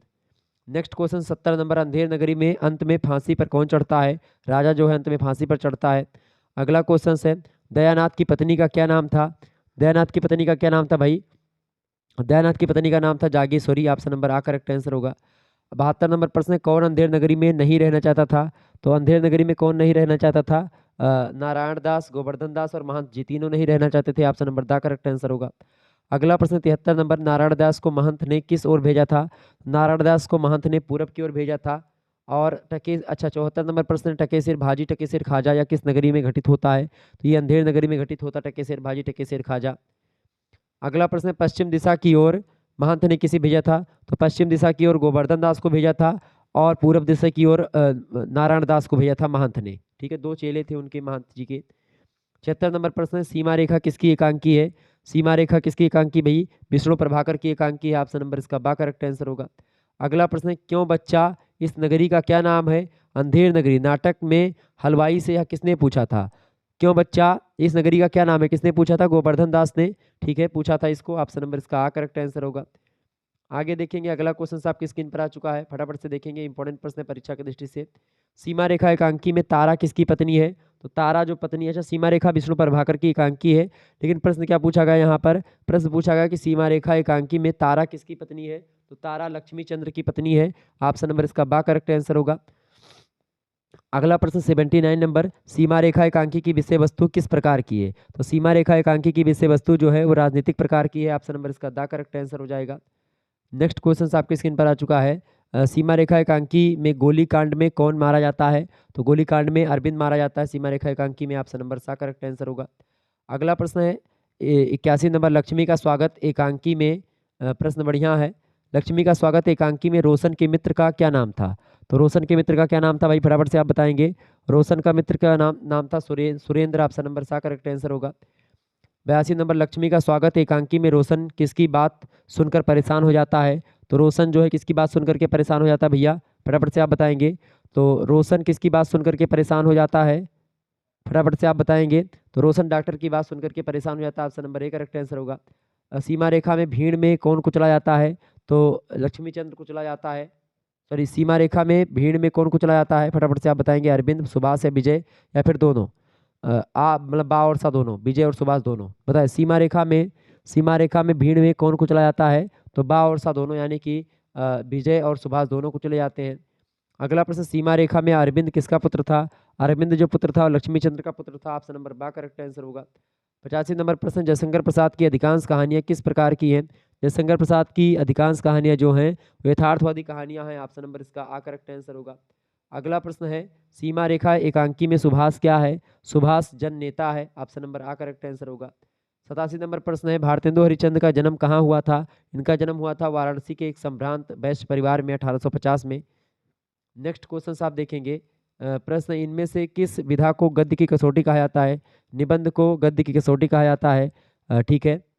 अगला क्वेश्चन आप देखेंगे 89 नंबर, शरद चंद्र किस एकांकी का पात्र है? सीमा रेखा एकांकी का पात्र है, ऑप्शन नंबर सा करेक्ट आंसर हो जाएगा। आगे देखिएगा, अगला क्वेश्चन आपकी स्क्रीन पर आ चुका है, फटाफट से देखेंगे। 90 नंबर प्रश्न है, बाबा भारती किस कहानी का पात्र है? तो बाबा भारती जो है वो किस कहानी का पात्र है? हार की जीत कहानी का पात्र है, ध्यान रखेंगे इस बात को। ओके, कफन कहानी के लेखक कौन है भाई? बहुत जबरदस्त कहानी है, मुंशी प्रेमचंद जी हैं। और कफन मुंशी प्रेमचंद की लास्ट कहानी है, बात ध्यान रखेंगे, 1936 की कहानी है। अगला प्रश्न, बाबा भारती अपने घोड़े को क्या कहकर पुकारते थे? सुल्तान घोड़े का नाम था, सुल्तान बोलते थे उसको, ऑप्शन नंबर आ करेक्ट आंसर होगा। अगला प्रश्न, 92 लाल पान की बेगम इनमें से किसे कहा गया है? लाल पान की बेगम जो कहा गया है बिरजू की माँ को कहा गया, ऑप्शन नंबर बा करेक्ट आंसर होगा। अगला प्रश्न, चंपिया किस कहानी के पात्र है? तो चंपिया लाल पान की बेगम कहानी की पात्र है, option number C correct answer होगा। ये सब प्रश्न आपकी परीक्षा में बनेंगे। अभी और प्रश्नों को मैंने रखा है, अभी मैं बताऊंगा। देखिए, बिरजू की माँ के आराध्य देव कौन थे? तो बिरजू की माँ के आराध्य देव कौन थे भाई, फटाफट से आप बताएंगे। बजरंगबली जो थे बिरजू की माँ के आराध्य देव थे, ऑप्शन नंबर सा करेक्ट आंसर होगा। अगला क्वेश्चन है, आकाशदीप कहानी की प्रमुख स्त्री पात्र कौन है? आकाशदीप कहानी की प्रमुख स्त्री पात्र है चंपा, ऑप्शन नंबर आ करेक्ट आंसर होगा। चंपा का घर किस नदी के तट पर था? जानवी नदी के तट पर था चंपा का घर, ऑप्शन नंबर बा करेक्ट आंसर होगा। 97 नंबर प्रश्न देखेंगे, भारतवर्ष उन्नत कैसे हो सकती है? निबंध में हिंदुस्तानी लोगों की तुलना किससे की गई है? तो हिंदुस्तानी लोगों की तुलना रेलगाड़ी से करी गई है। और भारतवर्ष उन्नत कैसे हो सकती है? निबंध है किसका? भारतेंदु जी का, हरिश्चंद्र जी का, भारतेंदु हरिश्चंद्र। 98 नंबर प्रश्न, सबके जी में यही है कि पाला हमी पहले छू लें, यह किस रचना की पंक्ति है? तो भारत और सुन्नत कैसे हो सकती है? इस निबंध की पंक्ति है। ऑप्शन नंबर इसका सा करेक्ट आंसर हो जाएगा। करुणा के लेखक हैं शुक्ल जी, देवदारू के लेखक हैं हजारी प्रसाद द्विवेदी, गबन के लेखक हैं मुंशी प्रेमचंद, भारतेंदु हरिश्चंद्र जी निबंध के लेखक कौन है? मतलब भारत और सुन्नत कैसे हो सकती है? भारतेंदु जी ने लिखा है। आगे देखेंगे 99 नंबर प्रश्न, लक्ष्मी का स्वागत एकांकी का प्रमुख पात्र इनमें से कौन है? लक्ष्मी के स्वागत एकांकी में देखें रोशन उसका प्रमुख पात्र है। ऑप्शन नंबर इसका आ करेक्ट आंसर होगा। 100वां प्रश्न है, लास्ट प्रश्न ही बहुत सारे प्रश्न अभी और मैंने रखे हैं। लक्ष्मी का स्वागत किसकी रचना है भाई? लक्ष्मी का स्वागत उपेंद्र नाथ अस्क की रचना है। ऑप्शन नंबर इसका दा करेक्ट आंसर हो जाएगा। आगे देखिएगा, और भी प्रश्नों को मैंने रखा है, बहुत ही महत्वपूर्ण प्रश्न है ये सब। तो तीव्र गति से हम आगे बढ़ेंगे और बहुत ही अच्छे तरीके से आप लोग समझ रहे हैं, जान रहे हैं। ऐसे ही परीक्षा में आपके प्रश्न आते हैं तो ध्यान रखेंगे इस बात को। देखिए पहला प्रश्न आपकी स्क्रीन पर आ चुका है। प्रश्न पूछा गया है कि प्रश्न क्या पूछा गया है भैया आपसे? प्रश्न पूछा गया इनमें राम वृक्ष बेनी पुरीकृत जीवनी है। राम वृक्ष बेनी पुरीकृत जीवनी कौन सी इनमें बताइएगा? राम वृक्ष बेनीपुरी कृत जीवनी जो इनमें से है वो है जयप्रकाश नारायण। ऑप्शन नंबर इसका सा करेक्ट आंसर हो जाएगा। अच्छा, अहिल्याबाई जो है ये वृंदावन लाल वर्मा का उपन्यास है, ये बात ध्यान रखेंगे। ओके, आगे देखिएगा अगला क्वेश्चन है, आवारा मसीहा शीर्षक जीवनी के लेखक कौन है? आवारा मसीहा शीर्षक जीवनी के लेखक हैं कौन? विष्णु प्रभाकर जी। ऑप्शन नंबर इसका आ करेक्ट आंसर हो जाएगा। बहुत महत्वपूर्ण प्रश्न है। नेक्स्ट क्वेश्चन आप देखेंगे, शरद चंद्र चटर्जी की जीवनी है आवारा मसीहा, ठीक है, ये बात ध्यान, विष्णु प्रभाकर ने उसको लिखा है। नेक्स्ट क्वेश्चन आपके स्क्रीन पर आ चुका है, हिंदी की पहली आत्मकथा कौन सी है? हिंदी की पहली आत्मकथा है अर्धकथानक। अर्धकथानक को लिखा किसने है? बनारसी दास जैन जी ने लिखा है। 1641 ईस्वी में इसका प्रकाशन होता है। यही जो है हिंदी की पहली आत्मकथा है। अच्छा, मेरी आत्मकथा किसने लिखा है? रविन्द्रनाथ टैगोर ने लिखा है। ठीक है, ये बात ध्यान रखेंगे। आगे देखिएगा, अगला प्रश्न है, अर्धकथानक के लेखक कौन है? अर्धकथानक के लेखक कौन है? बनारसी दास जैन जी हैं। ऑप्शन नंबर इसका सा करेक्ट आंसर होगा। अगला प्रश्न आपसे बन सकता है एग्जाम में, कुछ आप बीती कुछ जग बीती किसकी आत्मकथा है? कुछ आप बीती कुछ जग बीती किसकी आत्मकथा है भाई? भारतेंदु जी की है। ऑप्शन नंबर इसका आ करेक्ट आंसर होगा। अगला प्रश्न, नेताजी सुभाष चंद्र बोस द्वारा लिखित अपनी आत्मकथा का क्या नाम है? बताएं। नेताजी सुभाष चंद्र बोस द्वारा लिखित अपनी आत्मकथा का नाम है तरुण के स्वप्न। ऑप्शन नंबर इसका आ करेक्ट आंसर हो जाएगा। बढ़िया प्रश्न है। अगला क्वेश्चन आपकी स्क्रीन पर आ चुका है, आत्मनिरीक्षण किसकी आत्मकथा है? आत्मनिरीक्षण को लिखा है सेठ गोविंददास जी ने। 1957 में प्रकाशित है रचना सेठ गोविंददास की आत्मनिरीक्षण नामक आत्मकथा। नेक्स्ट क्वेश्चन, विधा की दृष्टि से अस्थि और भवती कृति क्या है? आत्मकथा है, पत्र साहित्य है, या निबंध है, या उपन्यास है? बड़ा जबरदस्त प्रश्न आ चुका है आपकी परीक्षा की दृष्टि से। बताएं, विधा की दृष्टि से अस्थि और भवती कृति किसकी है? देखिए, आत्मकथा विधा की रचना है अस्थि और भवती, ये बात ध्यान रखेंगे। और विश्वनाथ प्रसाद तिवारी ने लिखा है अस्थि और भवती। ठीक है, ध्यान रखेंगे इस बात को। ओके, अच्छा, इस पर मूर्ति देवी पुरस्कार भी मिल चुका है अस्थि और भवती पर, यह बात भी ध्यान रखेंगे। आगे देखेंगे, अगला प्रश्न है, एक कहानी यह भी आत्मकथा की लेखिका कौन है? एक कहानी यह भी, ये मन्नू भंडारी की आत्मकथा है। मन्नू भंडारी लेखिका हैं और इन्हीं की आत्मकथा है ये एक कहानी यह भी। ठीक है, शीर्षक से लिखा इन्होंने अपनी आत्मकथा, मन्नू भंडारी। ऑप्शन नंबर बा करेक्ट आंसर होगा। अगला प्रश्न, निम्न में से कौन सी हरिवंश राय बच्चन की आत्मकथा है? इनमें से देखिए, यौवन के द्वार पर 10 द्वार से सोपान तक बसेरे से दूर नीड़ का निर्माण फिर। देखिए, हरिवंश राय बच्चन की आत्मकथा नहीं है इनमें से। देखिए, 10 द्वार से सोपान तक बसेरे से दूर और नीड़ का निर्माण फिर, ये तीनों जो हैं ये आपके हरिवंश राय बच्चन की आत्मकथा के भाग हैं। 4 भाग में हरिवंश राय बच्चन की आत्मकथा जो है बटी हुई है, ये बात ध्यान रखेंगे। क्या भूलूं क्या याद करूं जो है वो आत्मकथा है उनकी, और उन्हीं में के 4 भाग हैं। उनमें से 3 भाग हैं 10 द्वार से सोपान तक, एक बसेरे से दूर, एक नीड़ का निर्माण फिर। और यौवन के द्वार पर अगर बात करें तो यौवन के द्वार पर ये 1970 में लिखा गया आत्मकथा है देवराज उपाध्याय जी का। तो ये करेक्ट आंसर आपका क्या हो जाएगा इसका? A option is right answer. Clear, ध्यान रखेंगे इस बात को। आगे बढ़ते हैं और भी चीज़ों को जानने का प्रयास करते हैं। तो आगे बढ़ते हैं अगला क्वेश्चन से। अगला प्रश्न आपकी स्क्रीन पर आ चुका है, हिंदी में दलित साहित्य की पहली आत्मकथा किसने लिखी? बताएं। हिंदी में दलित साहित्य की पहली आत्मकथा लिखी है किसने, बताएं। तो मोहनदास नेमिसारण ने लिखी है। ऑप्शन नंबर इसका बी करेक्ट है, बा करेक्ट आंसर हो जाएगा, मोहन दास नेमिसारण। और आपको बता दूं दलित साहित्य में ओम प्रकाश वाल्मीकि भी आते हैं, और जूठन जो है वो आत्मकथा ही है ओम प्रकाश वाल्मीकि की, ठीक है, ध्यान रखिए। जूठन किस लेखक की रचना है, तो जूठन जो है ये ओम प्रकाश वाल्मीकि की ही रचना है, ये बात ध्यान रखेंगे। देखिए प्रश्न ही आ गया आपकी स्क्रीन पर, चले।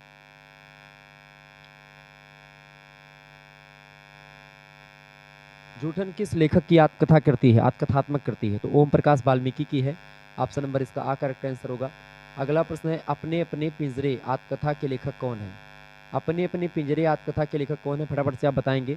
तो अपने अपने पिंजरे आत्मकथा को लिखा किसने है, मोहनदास नेमिसारण ने। ऑप्शन नंबर इसका बा करेक्ट आंसर हो जाएगा। आगे बढ़िए, अगला क्वेश्चन आपकी स्क्रीन पर आ चुका है। निम्न में से दलित आत्मकथा नहीं है। दलित आत्मकथा देखिए, अपने अपने पिंजरे, तो ये तो उनका है, मोहनदास नेमिसारण का दलित आत्मकथा है। तिरस्कृत और जूठन, जूठन तो ओम प्रकाश वाल्मीकि का है, तो ये भी आपका है। और मेरी असफलताएं जो है ये दलित आत्मकथा नहीं है, तो इसका करेक्ट आंसर क्या हो जाएगा, डी ऑप्शन। अगला प्रश्न है मणिकर्णिका आत्मकथा किसके लेखक कौन है। मणिकर्णिका आत्मकथा को लिखा है तुलसीराम ने। ऑप्शन नंबर दा करेक्ट आंसर हो जाएगा। अगला प्रश्न है सन 42 के संस्मरण, इनमें से किस लेखक की संस्मरणात्मक कवि मतलब की कृति है। सन 42 के संस्मरण, इनमें से किस लेखक की संस्मरणात्मक कृति है या रचना है, तो श्री राम शर्मा आचार्य का है सन 42 के संस्मरण। ऑप्शन नंबर बा करेक्ट आंसर होगा। अगला प्रश्न कृष्णा सोबती के द्वारा लिखित संस्मरण कृति इनमें से कौन सी है, तो हमें हसमत नाम की जो संस्मरण रचना है वो लिखा है किसने, कृष्णा सोबती ने, हमें हसमत। स्मृतियों का शुक्ल पक्ष किसने लिखा है, स्मृतियों का शुक्ल पक्ष लिखा है राम कमल राय जी ने। और सुधिया उस चंदन केवन की, सुधिया उस चंदन केवन की लिखा है विष्णुकांत शास्त्री जी ने। संस्मरण और श्रद्धांजलियों ये संस्मरण है और इसको लिखा है दिनकर जी ने, 1969 में इसका प्रकाशन हुआ था, ध्यान रखेंगे इस बात को। आगे देखेंगे अगला प्रश्न, अमृतलाल नागर द्वारा रचित यशपाल बड़ा ठोस आदमी है, यह किस विधा की रचना है। यशपाल बड़ा ठोस आदमी है, ये अमृतलाल नागर ने लिखा था, संस्मरण विधा की रचना है। ऑप्शन नंबर इसका आ करेक्ट आंसर हो जाएगा। अगला प्रश्न है याद हो ना याद हो संस्मरण कृति के लेखक कौन है। याद हो कि ना याद हो ये संस्मरण लिखा है काशीनाथ सिंह जी ने। ऑप्शन नंबर इसका सा करेक्ट आंसर हो जाएगा। अगला प्रश्न है याद हो कि ना याद हो संस्मरणात्मक कृति के लेखक हैं, तो काशीनाथ सिंह जी ही है। ऑप्शन नंबर सा करेक्ट आंसर हो जाएगा, रिपीट हो गया। अगला प्रश्न रेखाएं बोल उठी, रेखा चित्र के लेखक, रेखाएं बोल उठी देवेंद्र सत्यार्थी की रचना है। रेखाएं बोल उठी ये रेखा चित्र विधा की रचना है। ऑप्शन नंबर आ करेक्ट आंसर होगा। अगला प्रश्न देवेंद्र सत्यार्थी के संस्मरण का क्या नाम है, तो देवेंद्र सत्यार्थी के संस्मरण का क्या नाम है, फटाफट से आप बताएंगे। देवेंद्र सत्यार्थी के संस्मरण का क्या नाम है, बिल्कुल आप रेखाएं बोल उठी जो है उन्हीं के संस्मरण का नाम है। माटी की मूर्तें राम वृक्ष बेनीपुरी की रचना है, 1946 में प्रकाशित हुई। और माटी की मूर्तें जो है ये संस्मरण संग्रह है एक प्रकार से, इसमें 12 रेखा चित्र संकलित हैं। ओके, अतीत के चलचित्र आप जानते हैं महादेवी वर्मा का रेखा चित्र है ये। ओके, संस्मरण भी है और रेखा चित्रात्मक शैली में लिखा गया है। दीप जले शंख बजे ये एक निबंध विधा की रचना है।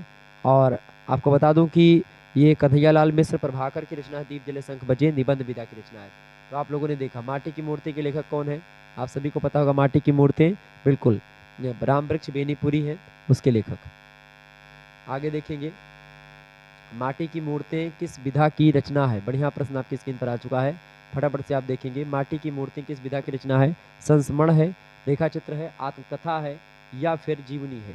तो रेखा चित्र है माटी की मूर्तें, ध्यान रखेंगे रेखा चित्र विधा की रचना है। ओके, ये बात ध्यान रखेंगे, रेखा चित्र विधा की रचना है। और खास करके आपको बता दूं ये संस्मरणात्मक रेखा चित्र बोल सकते हो इसको। तो संस्मरण और रेखा चित्र में बहुत थोड़ा सा अंतर होता है, इसीलिए इसमें आपको दिक्कतें होती, कभी कभी कोई संस्मरण रेखा चित्र के रूप में आपको देखने को मिलता है, कभी कभी रेखा चित्र संस्मरण के रूप में। तो माटी की मूर्ति किस विधा की रचना आपसे पूछे तो क्या बताओगे आप, रेखा चित्र विधा की रचना है। रेखा चित्र संग्रह भी है जिसमें 12 रेखा चित्र संकलित है। अगला प्रश्न लाल तारा किस विधा की रचना है, तो लाल तारा जो है वो राम वृक्ष बेनीपुरी की रचना है। सबसे पहले तो ये जानिए रेखा चित्र विधा की रचना है, ऑप्शन नंबर इसका आ करेक्ट आंसर होगा। अगला प्रश्न है बनारसी दास चतुर्वेदी के रेखा चित्र हैं, बनारसी दास चतुर्वेदी के रेखा चित्र हैं, रेखा चित्र और सेतुबंध दोनों हैं।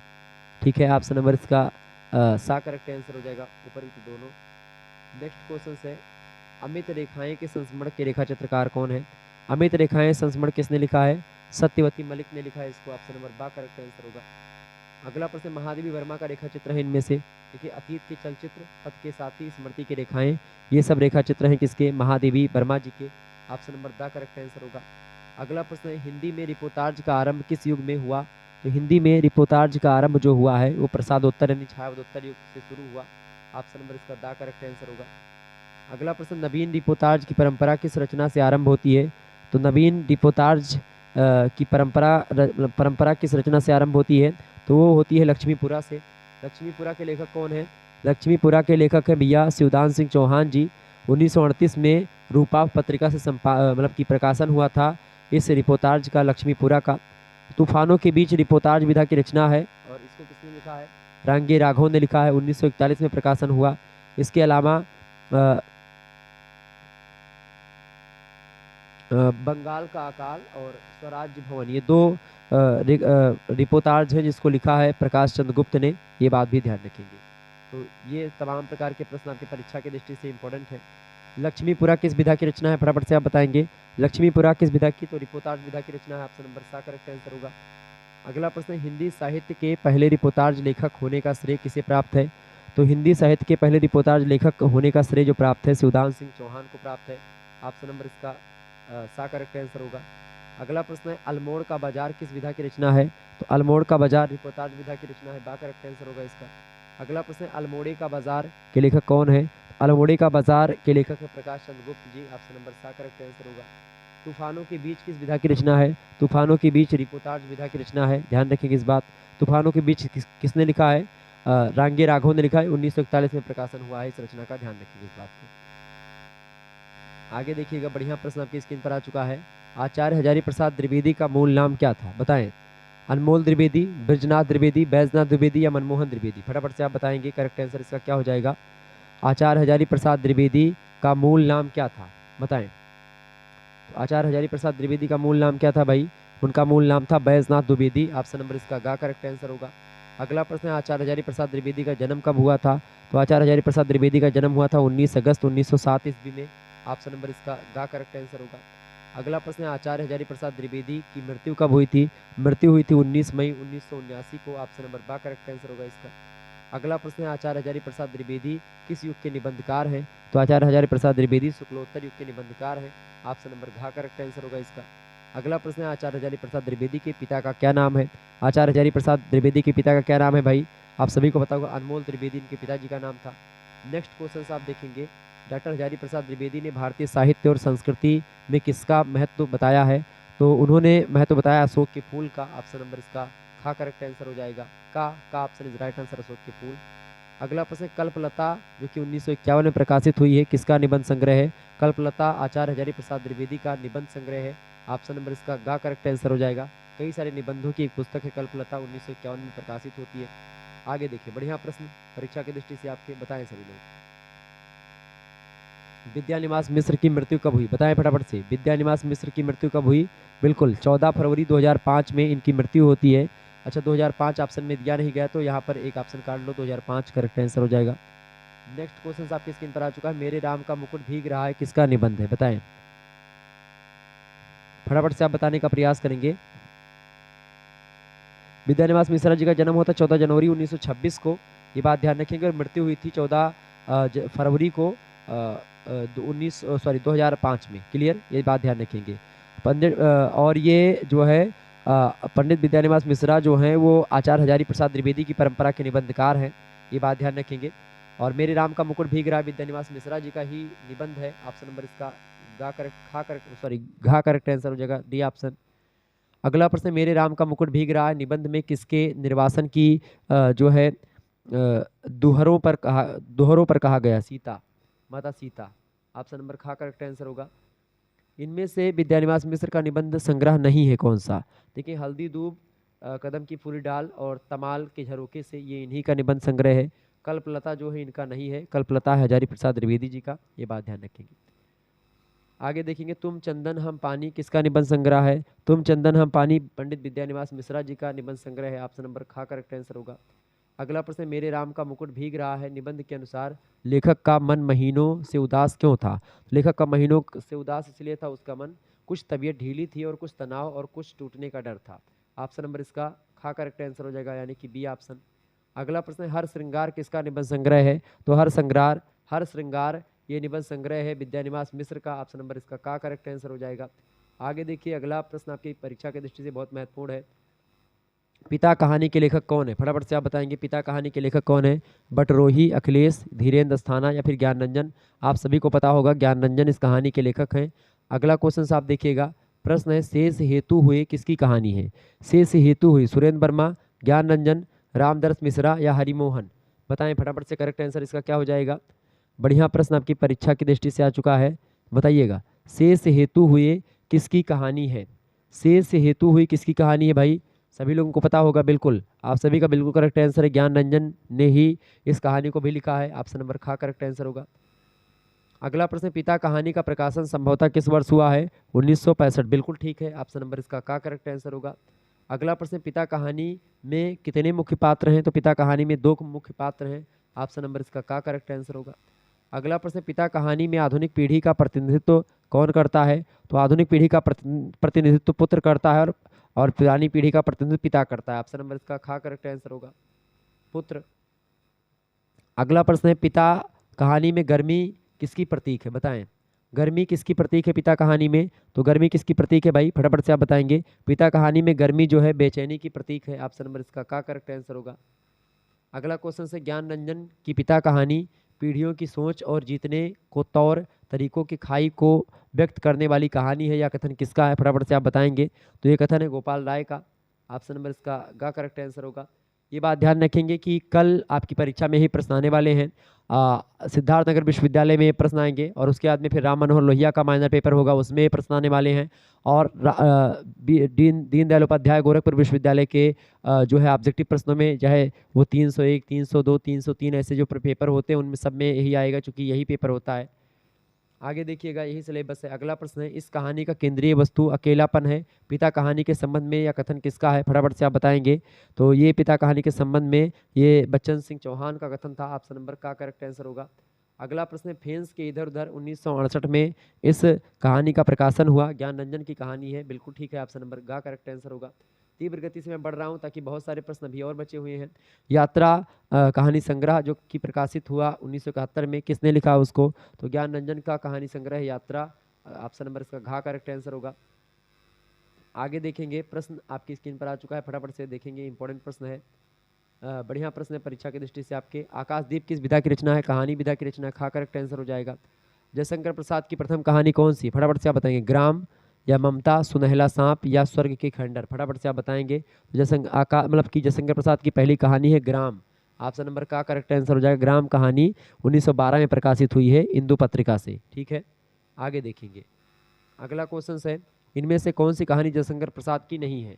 तो जयशंकर प्रसाद की कहानी कौन सी नहीं? देखिए, हिमालय का पथिक, भिखारिन और प्रतिध्वनि, ये जयशंकर प्रसाद की कहानी है, जबकि बड़े घर की बेटी इनकी कहानी नहीं है। ऑप्शन नंबर घा करेक्ट आंसर होगा। अगला प्रश्न है, प्रसाद जी का जन्म किस संवत में हुआ था? प्रसाद जी का जन्म जो हुआ था संवत 1946 में हुआ था। ऑप्शन नंबर इसका सा करेक्ट आंसर हो जाएगा। अगर इसको आप घटाओगे उससे तो आपको पता चल जाएगा इनका जन्म। जैसे संवत से अगर आप उसको घटाओगे, क्या बोलते हैं, 57 को घटाओ देंगे तो इनका वास्तविक जन्म पता चल जाएगा। 57 आप घटा दीजिए तो पता चल जाएगा। अगला क्वेश्चन आपकी स्क्रीन पर आ चुका है, जयशंकर प्रसाद के पिता का क्या नाम था? जयशंकर प्रसाद जी के पिताजी का क्या नाम था भाई? बाबू देवीदास, बिल्कुल करेक्ट आंसर होगा। ऑप्शन नंबर इसका खा करेक्ट आंसर हो जाएगा। वैसे घटा करके आप देख लो, 1946 से आप घटाइए, क्या घटाएंगे, 57 घटाएंगे तो क्या निकलेगा?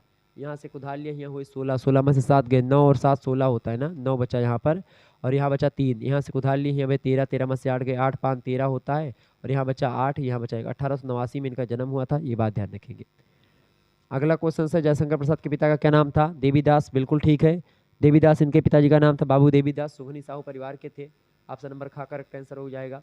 जयशंकर प्रसाद का जन्म किस वर्ण में हुआ था? वैश्य वर्ण में इनका जन्म हुआ था। ऑप्शन नंबर गा करेक्ट आंसर होगा। अगला क्वेश्चन आप देखेंगे, जयशंकर प्रसाद के पितामह किस नाम से जाने जाते हैं? तो उनके पितामह जाने जाते हैं सुगनी साहू के नाम से। ऑप्शन नंबर इसका खा करेक्ट आंसर होगा। अगला प्रश्न है प्रसाद जी का जन्म हिंदी के किस महीने में हुआ था? तो प्रसाद जी का जन्म हुआ था माघ महीने में। ऑप्शन नंबर इसका घा करेक्ट आंसर हो जाएगा। माघ महीना यही आपका जैसे चल रहा है पौष माघ, यानी कि वही जनवरी का महीना माघ आता है आपका, ठीक है। जयशंकर प्रसाद का प्रथम कहानी संग्रह कौन सा है बताएं? जयशंकर प्रसाद का प्रथम कहानी संग्रह जो है वो छाया कहानी संग्रह है। 1912 में प्रकाशन हुआ, ठीक है, ध्यान रखेंगे इस बात का। आगे छाया कहानी संग्रह, ऑप्शन नंबर इसका का करेक्ट आंसर होगा। अगला प्रश्न है जयशंकर प्रसाद इंदु पात्रिका का संपादन कब से प्रारंभ करते हैं? तो 1909 से इंदु पात्रिका का संपादन जयशंकर प्रसाद करते हैं। ऑप्शन नंबर का करेक्ट आंसर हो जाएगा इसका। आगे देखेंगे अगला क्वेश्चन आपकी स्क्रीन पर आ चुका है, बढ़िया प्रश्न है। स्त्रियों के आभूषण बताएं। स्त्रियों के आभूषण प्रेम के दुष्परिणाम प्रेमचंद के उपन्यास में दिखाए गए, किस उपन्यास में? आप सभी को पता होगा, बताएंगे। 30 जनवरी को जन्म हुआ था इनका, जयशंकर प्रसाद जी का, यानी कि जनवरी में माघ का महीना में पड़ता है, ठीक है। स्त्रियों के आभूषण प्रेम के दुष्परिणाम जो दिखाए गए हैं गबन में दिखाए गए हैं। ऑप्शन नंबर इसका खा करेक्ट आंसर होगा। मुंशी प्रेमचंद ने गबन उपन्यास की रचना कब की थी? तो गबन उपन्यास की रचना 1931 में करी थी। का करेक्ट आंसर हो जाएगा इसका। अगला प्रश्न दहेज प्रथा और अनमेल विवाह के दुष्परिणामों को प्रेमचंद ने किस उपन्यास में अभिव्यक्ति मिली है? तो इसमें निर्मला उपन्यास में मिली है। ऑप्शन नंबर घा करेक्ट आंसर हो जाएगा।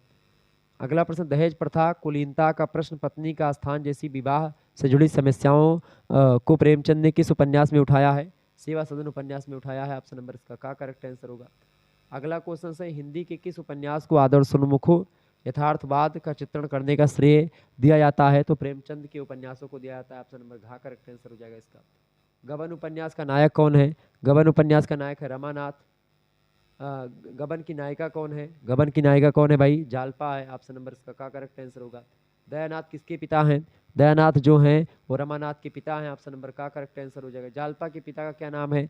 जालपा के पिता का नाम क्या है? रमानाथ जालपा के पिता का नाम है, ठीक है, ध्यान रखेंगे इस बात को। सॉरी, जालपा के पिता का क्या नाम है? जालपा के पिता का नाम है दीनदयाल। ऑप्शन नंबर इसका गा करेक्ट आंसर हो जाएगा, ठीक है। दयानाथ के पिता का नाम है रमानाथ। क्लियर? आगे देखिए, एक मिनट।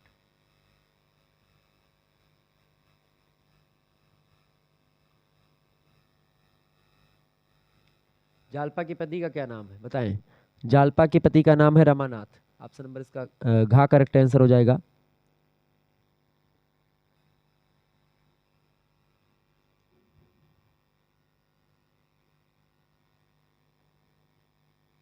ओके, तो जालपा के पति का क्या नाम है? रमानाथ। ऑप्शन नंबर घा करेक्ट आंसर हो जाएगा। आगे देखिएगा अगला क्वेश्चन है अनुराग यौवन का रूप धन से नहीं उत्पन्न होता, अनुराग अनुराग से उत्पन्न होता है, यह कथन गबन के किस पात्र का है? तो यह कथन है रतनबाई का, ठीक है। ऑप्शन नंबर इसका ऑप्शन नहीं दिख रहा तो यहाँ पर आप लिख देंगे B option Ratanbai. Next question आपकी स्क्रीन पर आ चुका है, बढ़िया प्रश्न परीक्षा में आ सकता है, ध्यान रखेंगे इस प्रश्न को।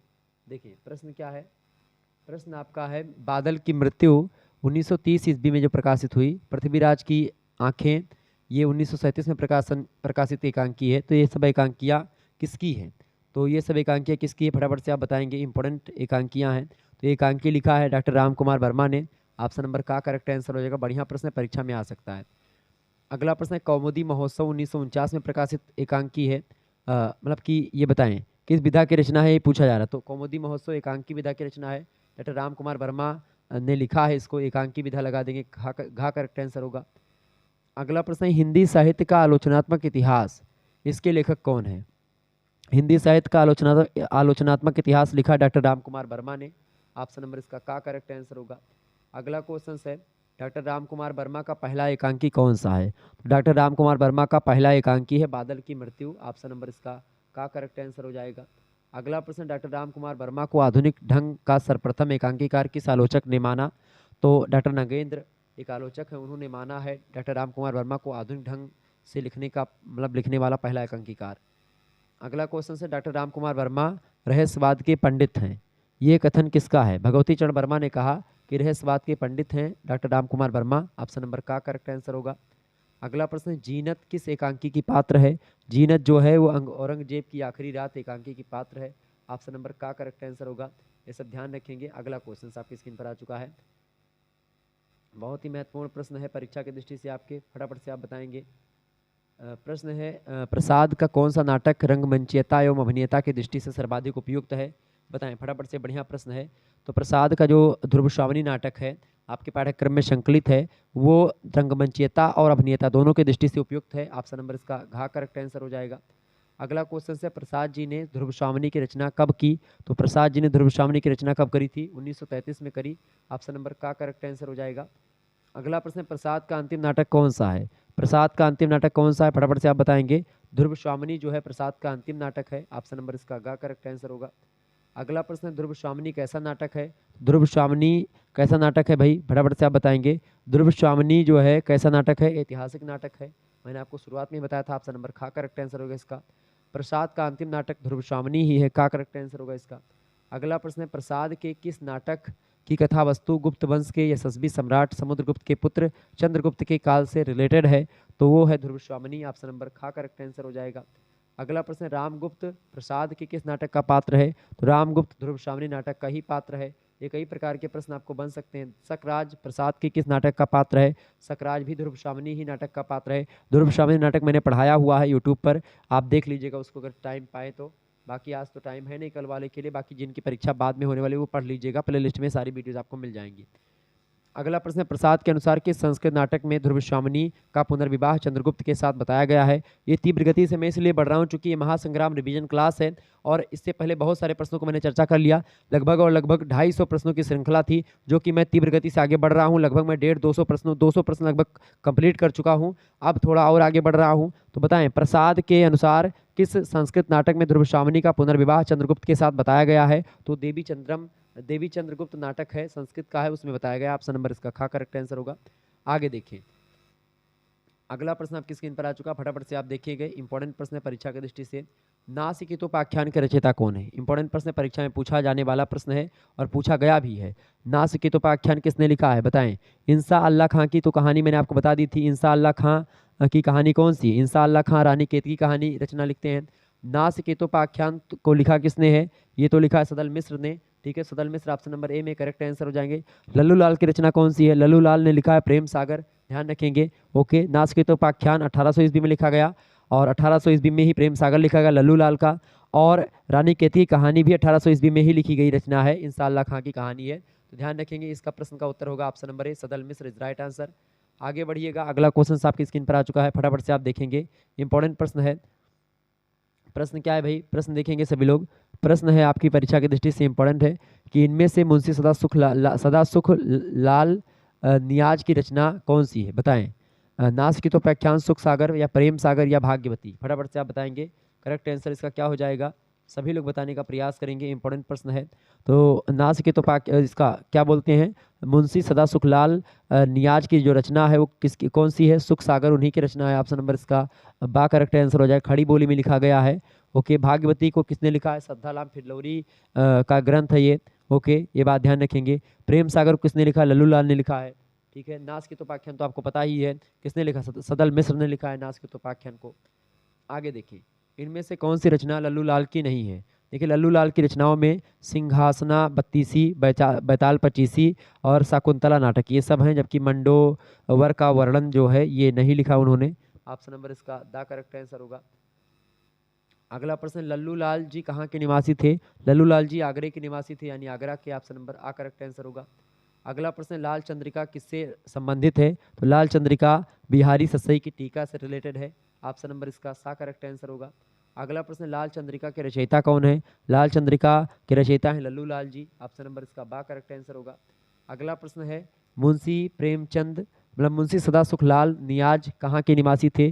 तो ये थे दिल्ली के निवासी। ऑप्शन नंबर बा करेक्ट आंसर होगा।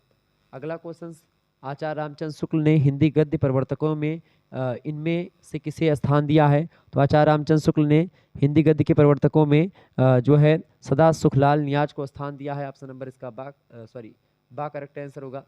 अगला प्रश्न, हिंदी गद्य का सूत्रपात कब से माना गया है? तो हिंदी गद्य का सूत्रपात जो माना गया है, हिंदी गद्य का सूत्रपात माना गया है 1800 ईस्वी के आसपास। ऑप्शन नंबर बा करेक्ट आंसर हो जाएगा। भारतेंदु जी को तो मानते ही हैं, लेकिन उससे पहले सदा सुखलाल नियाज को मान सकते हैं आप।